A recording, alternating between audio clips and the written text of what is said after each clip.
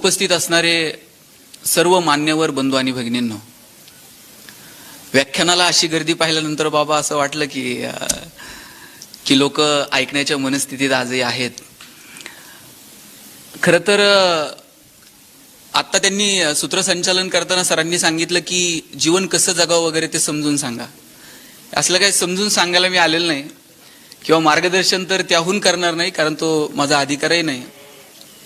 माझ्या वडिलांना मी म्हटलं होतं की गेले 15-20 वर्षापासून प्रबोधनाच्या क्षेत्रात काम करतोय किंवा काहीतरी कुणाला तरी सांगण्याचा प्रयत्न करतोय, पण फार असं काही परिवर्तन वगैरे होताना दिसत नाही. त्यावेळेस ते हसून म्हटले होते की तू बोलल्यानंतर जग बिग बदलल असं काही समजू नको. म्हटलं मग? म्हणले बोलून बोलून तू सुधारला तर काय कमी का? मला वाटतं बोलून बोलून आपण जरी सुधारलो ना, आपल्याला जरी वाटलं की आपण बोलतो त्याच्या 2-5% वागावं, तरी सुद्धा मला वाटतं की परिवर्तन होऊ शकेल. जगणं सुंदर कशानं होईल असा कोणता फॉर्म्युला उपलब्ध आहे किंवा बाजारात अशी कोणती औषधं उपलब्ध आहेत? देव इतका सुंदर वागलाय ना तुमच्या माझ्यासोबत. खरं तर आनंद विकत घेता येत नाही आणि आपल्याकडचं दुःख कुणाला विकता येत नाही. जन्माला येण्याची बातमी देव 9 महिने आधी सांगताय. कोणतर जन्माला येणार आहे, तुमचं बघा, सगळी तयारी करून ठेवा व्यवस्थित. पण जायची बातमी देव 9 मिनिट पण आधी सांगत नाही. याच्यापेक्षा काय उपकार करावेत परमेश्वरानं आपल्यावरती? की बाबा रे, तू जन्माला आलाय, जाणार कधी तुझं तुला माहित नाहीये, मग जगून घे, मस्त जग, आनंदी जग. हा संकेत भगवंताने या सगळ्या संकल्पनेतनं दिलेला आहे. मरणाची बातमी जर साहेब 9 महिने आधी आली असती की तुम्ही आता जाणार आहात, तुमचा हिशोब करून घ्या, साहेब पत्र आल्याबरोबर लोक गेली असती. किती उपकार आहेत देवाचे की आपण कधी जाणार आहोत आणि सिस्टीम ठरलेली आहे. काय कमवायचंय ते कमवा, इतकं भारी सांगून टाकलंय. हा, तुम्ही जन्माला आला, जगून घ्या, काय कमवायचंय ते कमवा, पण सगळं तुम्हाला इथं ठेवून जावं लागणार आहे, हे भगवंतानं सांगून टाकलेलं आहे. तुम्ही आता खुर्च्यांवरती बसलेला आहात, जे उभे आहेत त्यांना वाटेल का त्याला खुर्ची भेटली, ती 1 तासभर आहे. खुर्ची घेऊन जाता येते का घरी जाताना? हे सभागृहातले बाहेर सुद्धा नाही जाऊन द्यायचे. हे माईक वरती मी तासभर बोलेल, यानंतर उद्या दुसरं कुणीतरी बोलणार आहे. या सभागृहामध्ये आतापर्यंत अनेक मैफिली झाल्या असतील, आज मी बोलतोय, उद्या दुसरं कुणीतरी बोलेल. आपण सगळे विश्वस्त आहोत, ट्रस्टी आहोत. सांभाळायचं, पुढच्या पिढीच्या हातात द्यायचं, तिकीट काढायचं, हिशोब करणारा ठरलेला आहे. ते एकटंच आहे चित्रगुप्त.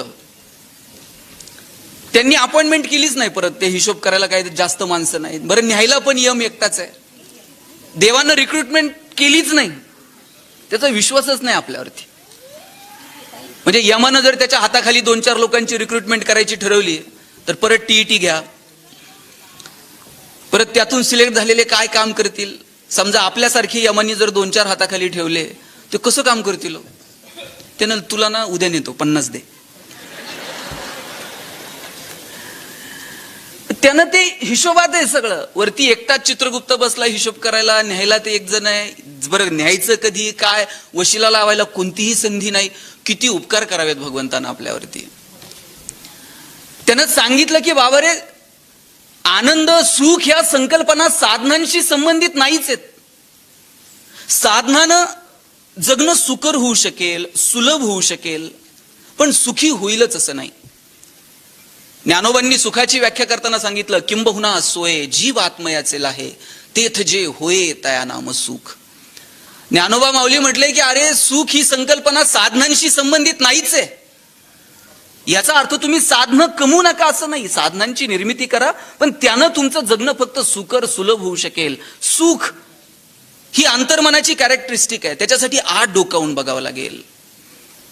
आणि मग हे सुख मिळतं कुठं? ते तुमच्या माझ्या वागण्या बोलण्यावर, तुमच्या माझ्या विचारांवरती अवलंबून आहे.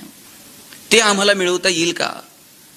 साध्या साध्या गोष्टी, तो चांगलं बोला, चांगलं वागा, एकमेकांना सहकार्य करा, कुणाच्यासाठी तरी मदतीचा हात पुढे करा. कुणी थकलेला असेल, भागलेला असेल, त्याच्या पाठीवर कौतुकानं थाप मारा. राजा, मी तुझ्या सोबत आहे, एवढा विश्वास द्या.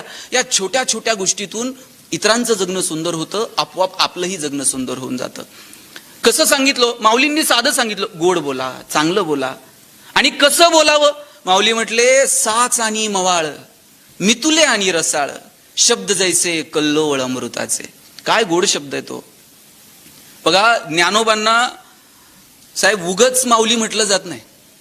जगातला एकमेव पुरुष आहे की ज्याला गेली 750 वर्ष लोक माऊली म्हणून हाक मारतात. आणि त्याचं कारण असं आहे, ज्ञानोबा उकाराची भाषा बोलतात. उकाराची भाषा कोण बोलतं? बघा, जग तुम्हाला बाहेर बाळासाहेब म्हणाल, घरी गेल्यावर आई काय म्हणते? बाळू. आई उकाराची भाषा बोलते. ती उकाराची भाषा ज्ञानोबा बोलतात. ऋणू झुनू रे भ्रमरा, सांडी तो अवगुणू रे भ्रमरा. अवगुण या शब्दाला माऊलींनी अवगुणू म्हणावं, याच्यापेक्षा किती छान बोलावं. माऊली म्हणतात सांडी तो अवगुणू. अवगुण शब्दाला सुद्धा माऊली अवगुणू म्हणतात. आणि ते ज्ञानोबा सांगतात कसं बोला. साच आणि मवाळ, मितुले आणि रसाळ, शब्द जैसे कल्लोळ अमृताचे. आपल्याला गोड बोलायला लागतंय काय हो? गोड बोलल्याबरोबर असा मेसेज येतोय का? डेबिटेड अमुक अमुक अमाऊंट. लोक गोड बोलायलाच तयार नाही तो. म्हणजे ते पेशंट चेक करायला डॉक्टर आले आणि डॉक्टर त्या पेशंटला चांगलं सांगत होते, जरा चांगलं खात जा, बाहेरचं फास्ट फूड जरा बंद कर, चांगलं चुंगलं खाण्यावर 2 पैसे खर्च कर. बायको बाहेरून पळत आली, म्हणली डॉक्टर तुम्हीच सांगा, खायला प्यायला पैसे खर्च करत नाही. मग म्हणली असं डॉक्टरच्या मड्यावर पैसे घालावं लागते. ते डॉक्टर बघताय का नीट? कसं बोलावं हा कॉमन सेन्स आहे हो. फार ज्ञान मिळवलं म्हणजे जगणं सुंदर होतं असं नाही. फार मनगटात ताकद मिळवली म्हणजे जगणं सुंदर होतं असंही नाही. मनगटात ताकद असावी, ज्ञान असावं, पण या सगळ्याचा मेळ कसा घालायचा याचा एक कॉमन सेन्स लागतो. सुंदर जगायला अपेक्षित असणारा कॉमन सेन्स आपल्याकडे आहे का? हा प्रश्न आपण आपल्याला विचारला पाहिजे, कुणी दुसऱ्यानं विचारण्यापेक्षा. ते माझा भाचा आहे, छोटा आहे. मी त्याला ते म्हटलं मामा गोष्ट सांग. मी म्हटलं ते ससा कासवाची शर्यत सुरू झाली आणि कासव पुढे निघून गेलं, ससा झोपला आणि कासव जिंकलं आणि गोष्ट वगैरे झाल्यानंतर मी त्याला विचारलं आता या गोष्टीतनं काय शिकला? म्हणला मामा मी एकच शिकलो. म्हटलं काय? म्हणला शर्यत हरली तरी चालेल, दुपारची झोप झाली पाहिजे. कसला कॉमन सेन्स आहे का काय? म्हणजे तुमच्याकडे असणारं ज्ञान, तुमच्याकडे असणारी ताकद याचा मेळ कुठे घालावा याच्यासाठी एक कॉमन सेन्स लागतो. मला वाटतं तो आपल्यात आहे का? तो आपण येणाऱ्या पिढीला त्यांच्यामध्ये तो निर्माण व्हावा याच्यासाठी आम्ही कधी त्यांच्याशी बोलतो का? संवाद साधतो का? जग त्यांना दाखवतो का? मला वाटतं या सगळ्या गोष्टींचा कुठेतरी विचार व्हायला हवा. येणाऱ्या पिढीला थोडंसं मागे वळून दाखवता येईल का? त्यांना जवळ घेऊन रामकृष्ण सांगता येईल का? त्यांना ज्ञानोबा तुकोबा सांगता येतील का? शिवाजी संभाजी राजांच्या आयुष्यातला संघर्ष, त्या संघर्षातली मजा, संकटाच्या समोर छाती काढून उभं राहणं काय, हे येणाऱ्या पिढीला सांगता येईल का? जगण्यातल्या क्षणाक्षणाची मौज घेता येईल का? मजा घेता येईल का? कधीतरी संकटांना असं मिश्किलपणे सामोरं जाता येईल का? या गोष्टींवरती आपण कधी बोलणार आहोत मला सांगा. अरे मला भगवान कृष्णाचं चरित्र तर इतकं भारी वाटतं. मी आता 8 दिवस बाबा जी टॉकीजला श्रीकृष्णाच्या चरित्रावरती बोलत होतो. मी ज्यावेळेस ते वाचत होतो मी म्हटलं काय दुःख आहे या माणसाच्या आयुष्यामध्ये. अरे जन्मालाच तुरुंगात आले, आपल्याला नोटीस आली तर टेन्शन येते, आता अटक होतीये का काय होतंय का काय. ते जन्मालाच तुरुंगात आहे. बरं तुरुंगात जन्माला आल्यानंतर आई बापासोबत राहता तरी आलं का? आई वडिलांना सोडून जावं लागलं.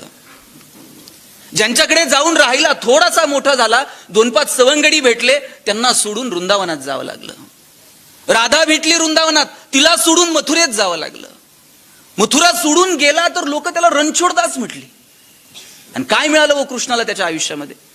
कौरव पांडवांचं युद्ध झालं. युद्ध झाल्यानंतर गांधारीला भेटायला गेला कृष्ण आणि गांधारी कृष्णाला म्हटली कृष्णा, पांडवांना जशी गीता सांगितली, अर्जुनाला गीता सांगितली, पांडवांना धर्म समजावून सांगितला, तसाच धर्म जर माझ्या लेकरांना समजून सांगितला असता तर माझ्या कुळाचा अंत झाला नसता. का असं वागलास? गांधारी दुःख व्यक्त करते कृष्णाजवळ. आणि काय मिळालं हो कृष्णाला या सगळ्या? पांडव जिंकले, धर्मराजा झाला, तिकडं कौरव जिंकले असते तर दुर्योधन गादीवर बसला असता. कृष्णाचं काय? पण कृष्ण असं टेन्शन घेऊन बसतोय का? मला हे रणछोडदास म्हणतायत, राधार पण नाही, गोपाळ पण नाही, तरी सगळं सोडावं लागलं, मलाच नावं ठेवत. कृष्ण कधी असा टेन्शन मध्ये बघितलाय का? कृष्ण आयुष्याचा उत्सव करतो. बघा एंटरटेनमेंट आणि सेलिब्रेशन हे 2 वेगवेगळे शब्द आहेत. आपण एंटरटेनमेंटला महत्व देतो, मनोरंजनाला महत्व देतो. मस्त जायचं, तिकीट काढून पिक्चर बघायचा, शिट्टी बिट्टी मारायची, हे मनोरंजन झालं. कृष्ण असा पायावर पाय टाकून बसतो का? तुम्ही बासरी वाजवा, मी ऐकतो. तुम्ही नाचा जरा, मी बघतोय ना, असं करते. कृष्ण स्वतः बासरी वाजवतो, स्वतः सगळ्यांना गोळा करतो, जात धर्म पंथ सगळी पोरं एकत्र करतो, काला करून खातो कृष्ण. त्या काळामध्ये सांगतो इंद्राची पूजा विजा करू नका रे, मी आहे, चला या गोवर्धनाची पूजा करू म्हणतो. हे धाडस कृष्णामध्ये आहे आणि जगण्याचा उत्सव करून टाकतो कृष्ण. मला वाटतं हा जगण्याचा उत्सव आपल्याला करता येईल का?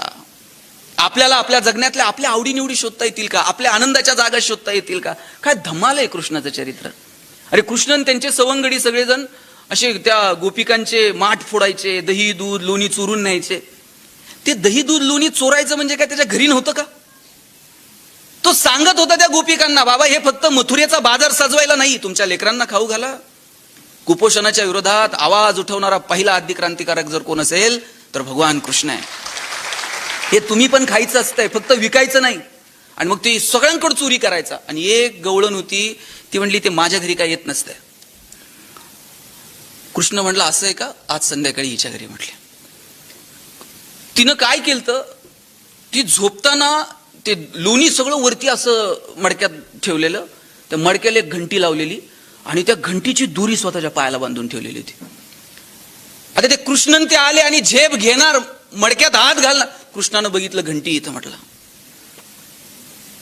कृष्णानं त्या घंटीकडे बघितलं आणि म्हटलं ही जर वाजली तर गवळण उठतीये, नंतर बदड बदड बदडतीये. ते घंटीला कृष्ण म्हटला, हे बघ आम्ही इथं लोणी खायला आलोय, तू जर थोडी जरी वाजली ना, उद्यापासून एका मंदिरात ठेवणार नाही म्हणली. ती घंटी म्हणली तुला काय खायचंय ते खा, काय करायचं ते करा म्हटले. सगळे त्याचे जे मित्र होते, सवंगडी होते, सगळ्यांनी ते लोणी फस्त केलं. पा एक दोन घास शेवटचे उरले. आणि कृष्ण म्हणला जरा लाजा बाळगा, मला एखादा घास ठेवा. मग ते बाकीचे म्हणले हा घे, शेवटचा राहिलाय. कृष्णाने त्या मडक्यात हात घातला, लोणी उचललं, तोंडाला घास लावला आणि घंटी वाजायला लागली ना. आतापर्यंत वाजली नाही, आत्ता वाजायला लागली. गवळण उठली, सगळ्यांना बदडलं आणि कृष्णाला म्हणली तुला बांधून ठेवते म्हणली, थांबा थांब. कृष्णन ते जायला निघाले. कृष्ण जाताना त्या घंटीकडे बघतो, म्हणला सगळे खात होते तेव्हा वाजली नाही, माझ्याच वेळेस तुला काय झालं?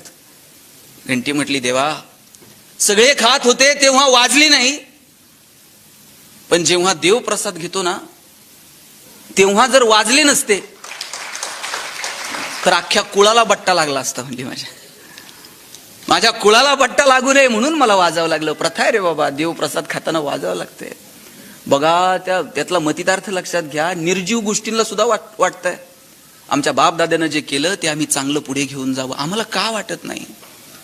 बरं आम्ही असलं केलंय काय नेमकं की जे आमच्या पुढच्या पिढ्यांनी लक्षात ठेवावं, आमच्या पुढच्या पिढ्यांनी आमचा चांगुलपणा सांगावा, आमच्याकडे बघून काहीतरी चांगला आदर्श घ्यावा, आमच्याकडे पाहून त्यांनी त्यांचं जगणं ठरवावं. असं आम्ही नेमकं काही करू शकलो का? मला वाटतं ते येणाऱ्या पिढीला सांगावं लागेल, त्यांचं जगणं समृद्ध करावं लागेल. मला कृष्ण आणि ज्ञानोबा हे दोन महान वक्ते वाटतात बाबा या जगातले. कृष्णानं गीता कुठं सांगितली हो? ऑडिटोरियम मध्ये सांगितली का अशी एसी हॉलमध्ये? कृष्णानं गीता थेट कुरुक्षेत्रात सांगितली. आता शंख वाजणार आहेत, जगातले सगळे महान योद्धे एकमेकावर तुटून पडणार आहेत, मृत्यूचा तांडव उभा राहणार आहे. आणि तिथं कृष्ण गीता सांगतो अर्जुना शस्त्र उचल. तिथे अर्जुनाला जगण्याचं तत्वज्ञान सांगतो. काय महान वक्ता म्हणावं लागेल कृष्णाला. एकीकडे कृष्ण आहे जो सांगतो दुर्जनांच्या संहारासाठी, सज्जनांच्या रक्षणासाठी, धर्माच्या प्रस्थापनेसाठी आमचा जन्म आहे. आणि दुसरीकडे ज्ञानोबा आहेत. ज्ञानोबा तर काय धाडस आहे. ज्ञानोबा म्हणतात तरी अवधान ऐकले दीजे, मग सर्व सुखासी पात्र होईजे, हे प्रतिज्ञोत्तर माझे उघड आहे का. जगातला कोण असा प्राध्यापक आहे का त्यानं म्हणा पोरग माझ्याकडे आणून ठेवा, कल्याण करून टाकतो. ज्ञानोबा सांगतात तरी अवधान ऐकले, एक क्षण आमच्याकडे बघावं. प्रतिज्ञा घेऊन सांगतो की जगातली सगळी सुख तुमच्या दारात लोळून घेतील. केवढा कॉन्फिडन्स आहे, केवढा आत्मविश्वास आहे. आणि ह्या काय माहित आहे, साधू संतांना ठाऊक आहे की निवळ साधनांमध्ये सुख नाही, निवळ संपत्तीमध्ये सुख नाही. तुकोबारायांना देवाकडे मागायची वेळ आली तर काय म्हटले हो तुकोबाराय? तुकाराम महाराज म्हटले, हे देवा, मला जर द्यायचंच असेल ना तर एक गोष्ट घे, तुझा कधी विसर होऊ देऊ नको. आणि तुकाराम महाराज म्हटले, हेची दान देगा देवा, तुझा विसर न व्हावा. देवानं विचारलं, आणि दिलं हे दान, आणि काय कराल? तुकाराम महाराज म्हटले, गुण गाई ना आवडी, हेची माझी सर्व जोडी. आयुष्यभर तुझं गुणगान गात राहील. मग देवानं विचारलं, बाबा ठीक आहे, आयुष्यभर माझं गुणगान गात राहशील, कौतुक करत राहशील, मग थोडंफार धन संपदा मुक्ती वगैरे ह्या गोष्टी तुला देऊ का? तुकाराम महाराज म्हटले, न लगे मुक्ती धन संपदा, संत संग देई सदा. तुका म्हणे गर्भवासी, सुखे घालावे आम्हासी. तुकाराम महाराज म्हटले, खुशाल जन्माला घाल, पण तुझं नाव मात्र आमच्या मुखात राहू दे. आयुष्यभर तुझं गुणगान गात राहू, आयुष्यभर तुझं कौतुक करत राहू. बघा, साधू संतांना कळालं होतं की निवळ साधनांमध्ये नाही सुख. ज्ञानोबांना कळालं, मागावं. काय मागावं? मागण्याची वेळ आली तर ज्ञानोबा काय म्हटले हो? मला सांगा, पसायदानातला पहिला शब्द काय? काय पहिला शब्द? आता. एवढं मोठं शब्द सामर्थ्य आहे ज्ञानोबांकडे. आणि मग ज्ञानोबा पसायदानाची सुरुवात करताना किंबहुना, पण, परंतु, म्हणून या कोणत्याच शब्दानं करत नाहीत. ते म्हणतात आता. का हो आता? व्याख्यान संपल्यानंतर तुम्ही एकमेकांना भेटाल, संयोजकांना भेटाल, आणि काय म्हणाल? आता येतो. आता हा निर्वाणीचा शब्द आहे. माऊली निघालेत आणि मागण्याची वेळ आली तर परमेश्वराला म्हटले, आता विश्वात्मके देवे. बरं, मागणं सुद्धा असं नाहीये, आता पांडुरंगा, आता विठ्ठला. जो कोणी या विश्वाचा रचनाकार आहे त्यालाच साकडं घातलं, आता विश्वात्मके देवे. आणि मागणं सुद्धा असं लाचार होऊन नाही, ए बाबा पाया पडतो तुला द्यावंच लाग. हा वाग्यज्ञ तुझ्या समोर मांडला, याच्यावर जर तू संतुष्ट असशील तर तो शो निमज द्यावे पसायदान हे. आणि पहिलं मागणं कोणाला मागितलं? कुणासाठी मागितलं? नवरा बायकोसाठी मागल, बायको नवऱ्यासाठी मागल, दोघं मिळून पोरांसाठी मागतील. पण मागण्याची वेळ आली, ज्ञानोबा म्हणाले, जे खळांची व्यंकटी सांडो, जे खल आहेत, जे दुर्जन आहेत, त्यांची व्यंकटी, त्यांच्यातली वाईट बुद्धी सांडो. आणि पुढचं वाक्य बघा, तया सत्कर्मी रती वाढो. झाड छोटं असलं तर त्याला वाढू म्हणतात, आणि झाड नसलच, बी लावलं तर त्याला रुजो म्हणतात. ज्ञानोबा म्हणतात, तया सत्कर्मी रती वाढो. ज्ञानोबांना खात्री आहे, वाईटातला वाईट माणूस जरी असला ना, त्याच्यामध्ये सत्कर्माची थोडी तरी वृत्ती शिल्लक आहे. आणि म्हणून ज्ञानोबा म्हणाले, तया सत्कर्मी रती वाढो, भूता परस्परे पडो मैत्र जीवांचे. आणि नंतर काय?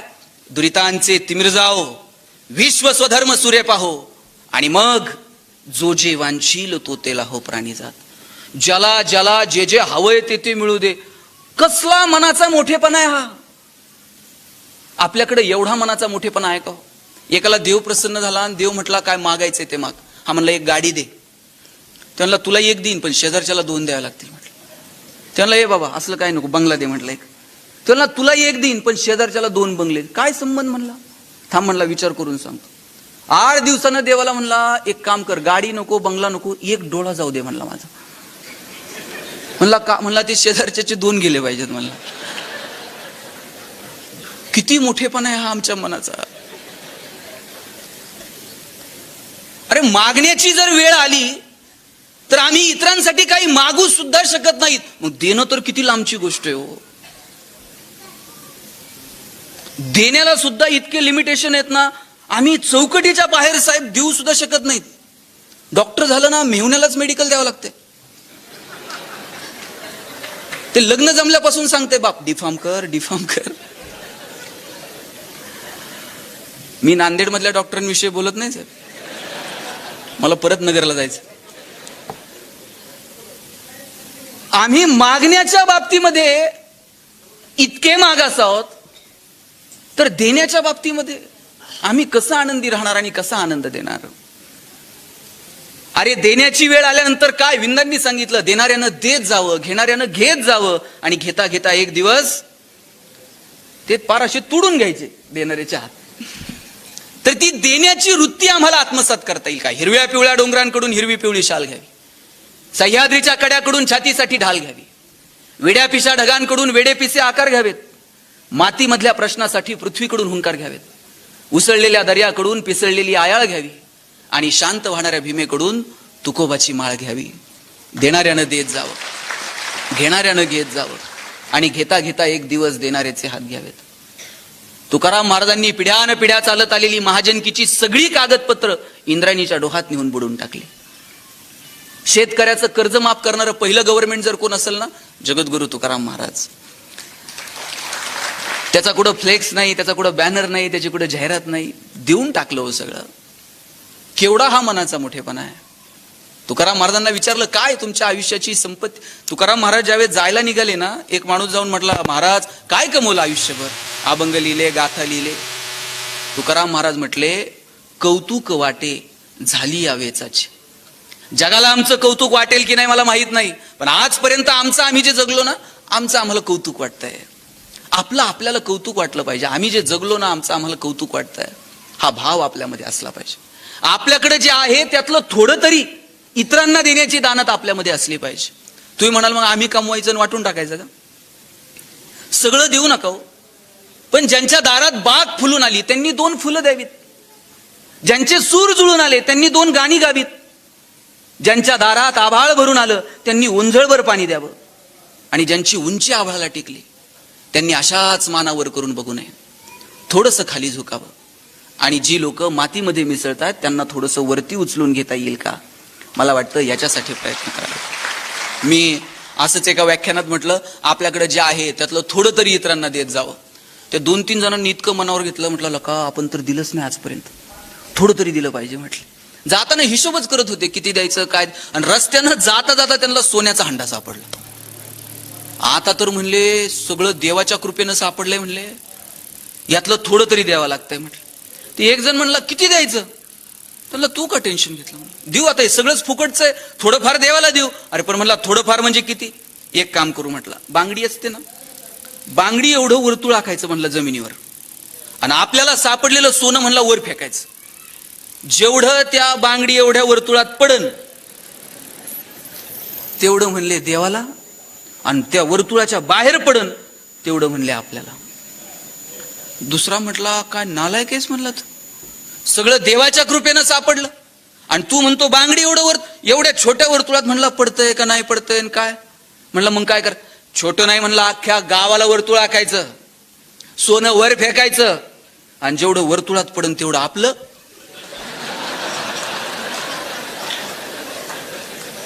आणि जेवढं बाहेर पडन तेवढं देवाचं म्हटलं. तिसरा म्हटला काय स्वार्थी आहेस तू, अजिबात वर्तुळ बिरतुळ आखायचं नाही म्हटला. म्हटला मग देव कुठं असतो? कुठं असतो? वर.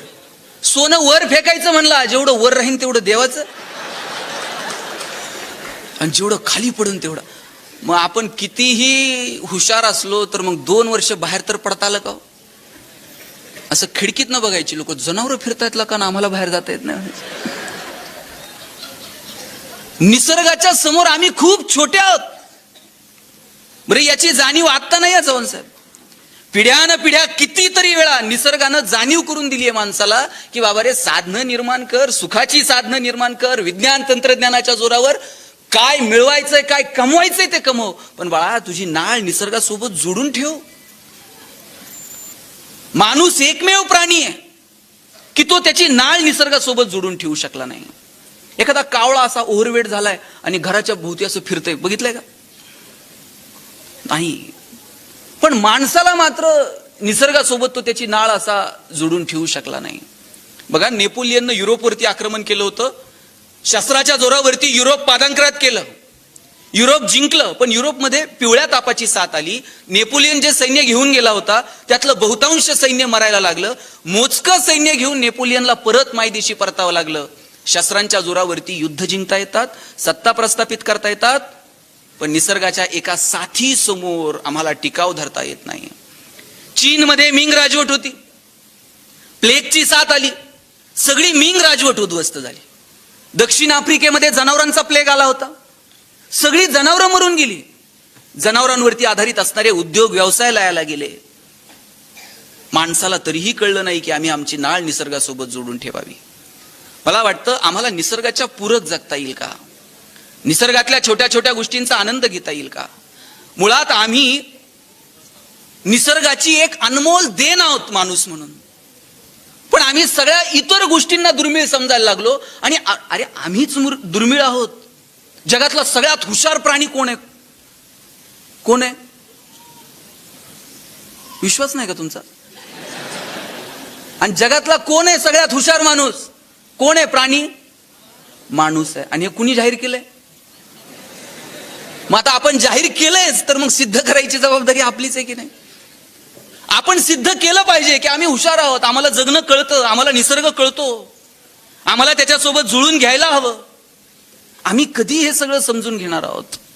आम्ही दुर्मिळ आहोत, पण आमची आम्हालाच किंमत नाही. एक राजा असा रस्त्यानं चाललेला होता आणि एक दुधाची डेअरी होती त्याच्या राज्यामध्ये. इतकी गर्दी तिथे झालेली. राजा म्हणला दुधाची डेअरी आहे आणि एवढी गर्दी, एवढी रांग कसली लागली म्हटला. राजा तिथं गेला, तिथं बोर्ड लिहिलेला होता दूध 100 रुपये लिटर. राजा गेला आणि राजाने विचारलं एवढी गर्दी? म्हटला दूध घ्यायला. म्हणला कसं लिटर दिलं? राजाला बघून म्हणला 1,00,000 रुपये लिटर आहे म्हटला. राजा म्हणला इथं काय दूध दुर्मिळ आहे का? मिळत नाही का? 1,00,000 रुपये लिटर आहे. त्यांना दूध नाही दुर्मिळ, डेअरीवर राजा दुर्मिळ आहे म्हणला. साधनं दुर्मिळ नाहीयेत, आपण दुर्मिळ आहोत. मोबाईल घेता येईल हो, कानाचं काय? रस्ते बनवता येतील हो, चालण्याचं काय? पैशांच्या जोरावर हजारो किलोमीटर दूर असणारे चंद्र, सूर्य, ग्रह, तारे दुर्बिणीच्या साह्यानं जवळ करून पाहता येतील. पण आयुष्यभर शेजारी राहणाऱ्या माणसाबरोबर प्रेमाचे संबंध निर्माण करणं, याचं काय? माणसं दुर्मिळ आहोत. आपण एकमेकाची किंमत करूयात, एकमेकाला सन्मान देऊयात, एकमेकाशी प्रेमानं बोलूयात. चांगलं असेल तर एकमेकाचं कौतुक करूयात. कौतुक करायला काय पैसे लागतात का?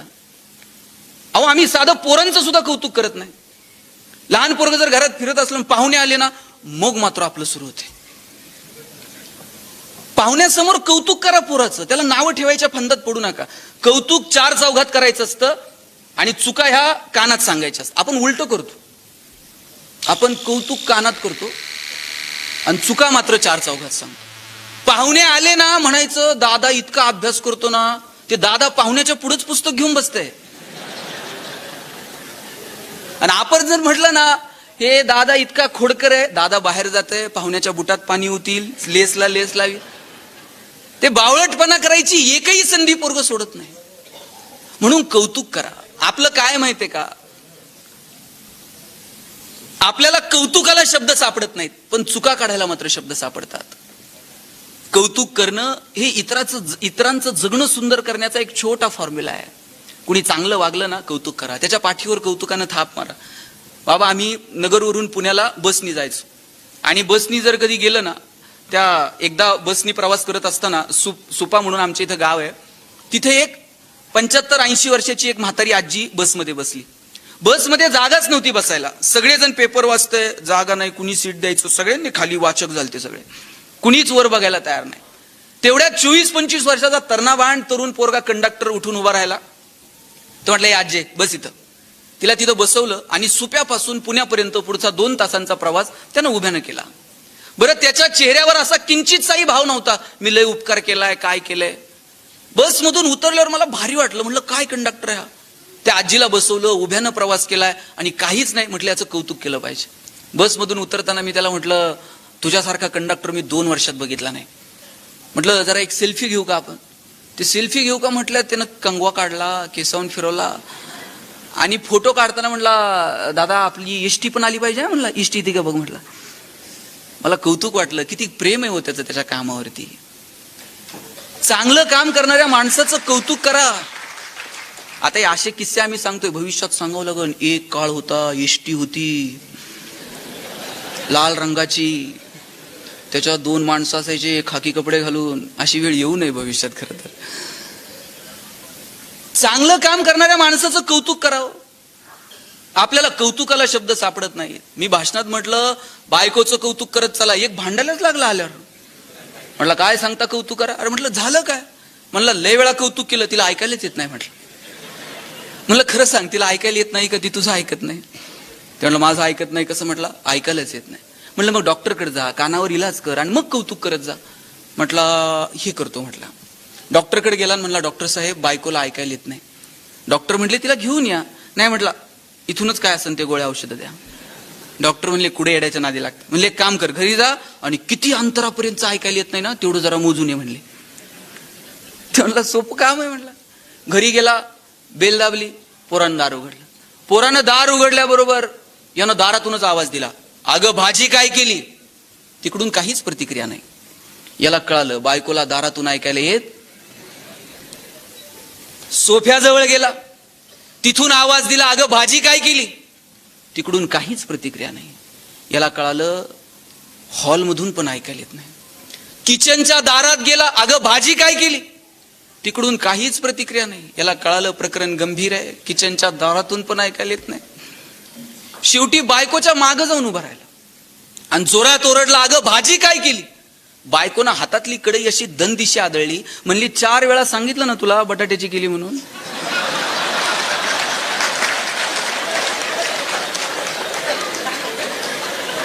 आणि हे डॉक्टरला सांगत होतं बायकोला ऐकायला येत नाही. 20 वर्ष ह्याला ऐकायला येत नव्हतं, तिने कसा संसार केला?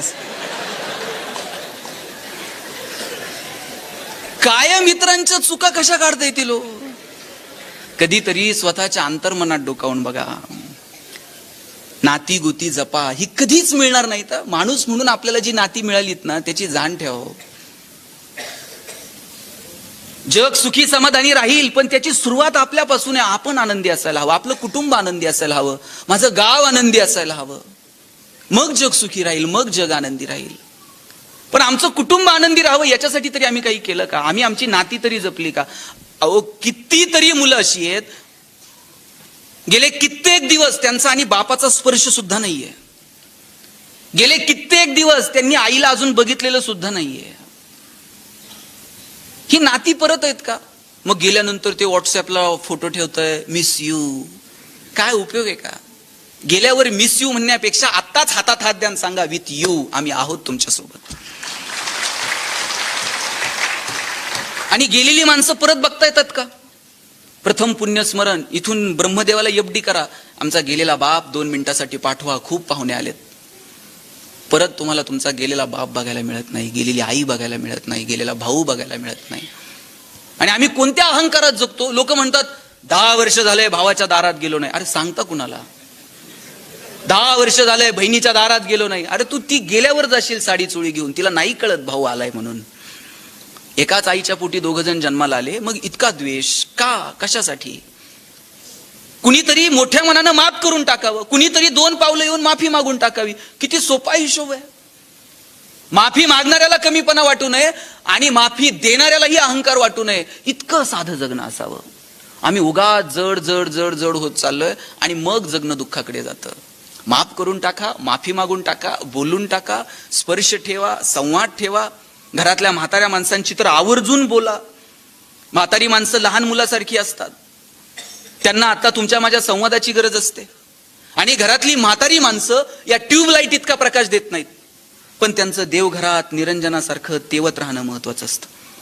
ते विझून गेलं ना मग त्या लोकांची किंमत कळायला लागते. मग मात्र त्यांच्याशी बोलता येत नाही. माहेर कुठपर्यंत ताई? जोपर्यंत माहेरात आई येतोपर्यंत. नंतर भावानं मोठी हवेली बांधू द्यावं, मुक्काम करावं असं वाटत नाही का? आता आई नाही माहेरी. तुम्ही माहेरी गेलात आणि आईनं नुसता गालावरून हात फिरवला तरी बरं वाटतं की नाही? बरं तुमचं सासर लई श्रीमंत आहे आणि माहेराहून येताना तुमच्या आईनं कधी तुमची पिशवी रिकामी पाठवली का? 4 शेंगा वांगे काही ना काही घालून देते. माझ्या पुरीला काय करून काय नाही. बापाचं किती प्रेम आहे हो पुरीवरती ते शब्दात सांगता येईल? अहो बापाचं आणि पुरीचं तर नातं असं आहे, आई जर काही बोलली ना पुरीला तर पुरीला फार काही वाटत नाही, ती आईच्या भोवती परत परत फिरत राहते.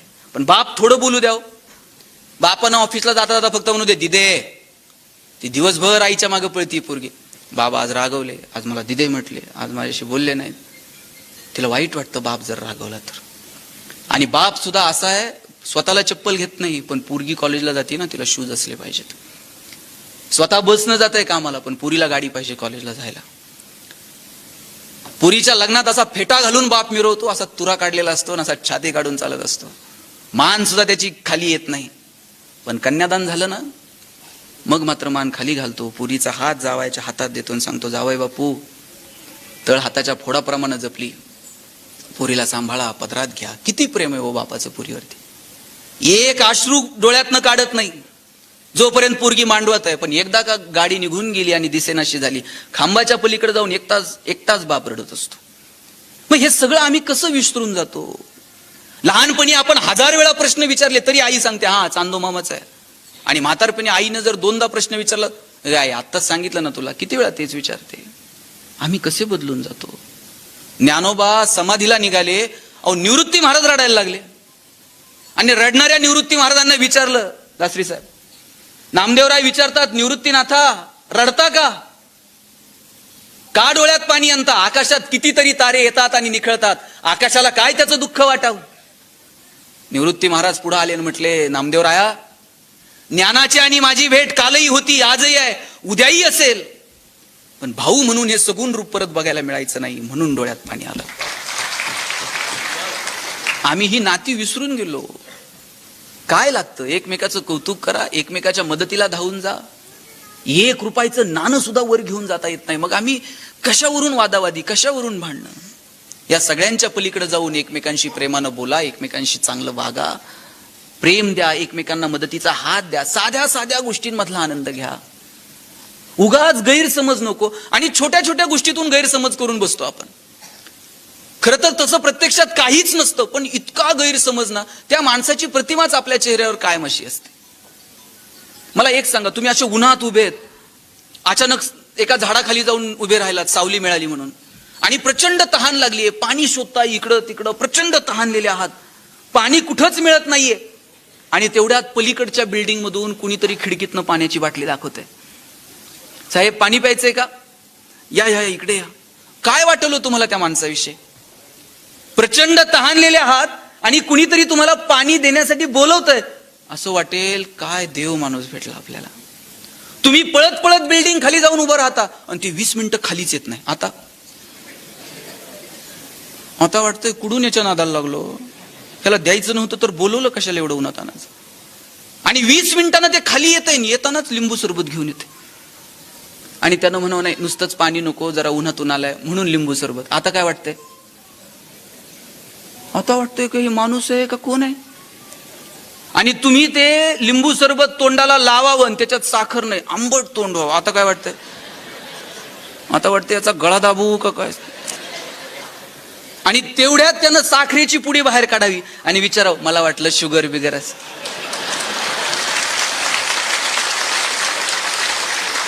आता वाटतं याला डोक्यावर घेऊन नाचू का काय करू. क्षणाक्षणाला आपली मतं बदलतात हो इतरांविषयीची. ते बनलेल्या मतांचं उगाच घर करून बसू नका.